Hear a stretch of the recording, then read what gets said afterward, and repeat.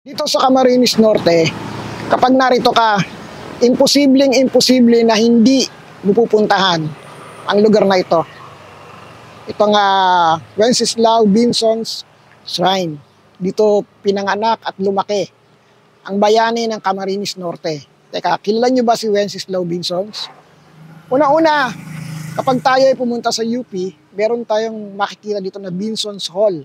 Yun po ay bilang pag-alala kay Wenceslao Binsons or kay Bintaw. Si Bintaw po ang isa sa nanguna o namuno sa pagpapalaya sa panahon ng mga Hapones dito sa Camarines Norte. Siya po yung guerrilla leader.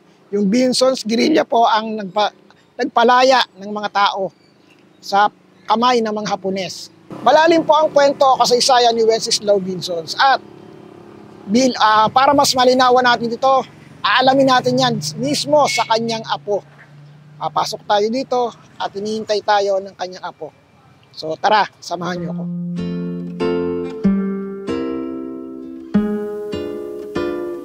Itong bahay na po ito ay this is owned by the heirs of Wenceslao Q. Binsons na over the years before, ito ay ginagamit ng mga museum, ginagamit as museum para sa educational tours ng students. Good thing naman ngayon na na-renovate na siya, pero ginaya talaga nila sa original na So parang itsura. basically pinalitan lang yung mga gamit na sira na Totally Pero, po, siya, totally tinibag, ni-reinforce, pero ginaya yung sa talaga. dati. Opo, kumpleto ang pictures before kung ano itsura, and they tried to talagang gayahin Replicate. siya sa replicate. Restoration. Yun ang Restore. pinaka-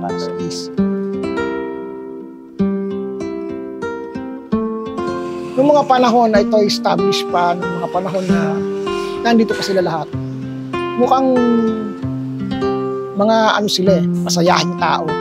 Mostly ang nararamdaman ko dito sa gathering. So maaring sila, kumbaga in line with the politics na at maraming taong pumupunta dito. So mostly kasayahan yung narito. So wala yung mga katatakutan.